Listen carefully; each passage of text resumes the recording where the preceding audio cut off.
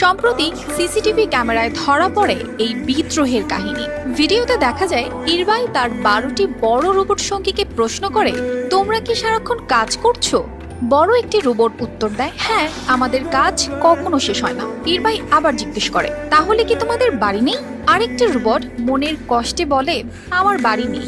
তখন ইরবাই তার কৌশলী বুদ্ধি কাজে লাগিয়ে বলে, তাহলে আমার সঙ্গে চলো, পালিয়ে যাই।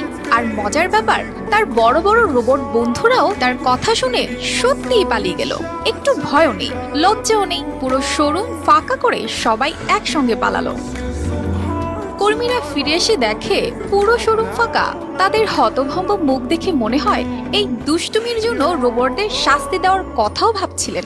হাংচু ভিত্তিক নির্মাতা প্রতিষ্ঠান পরে জানিয়েছে, ইরবাই তখন পরীক্ষার জন্য চালু ছিল, কিন্তু সেই সিস্টেমের ছোট একটি ত্রুটি খুঁজে বের করে সেটিকে কাজে লাগিয়ে বড় রোবটদের নিয়ন্ত্রণ নেয়। এমন ঘটনা এআই প্রযুক্তির ভবিষ্যৎ সম্ভাবনা আর সীমাবদ্ধতা উভয় স্পষ্ট করে। বিশেষজ্ঞরা বলছেন, ইরবাইয়ের মতো রোবটরা একদিন মানুষের মতো সিদ্ধান্ত নিতে সক্ষম হতে পারে।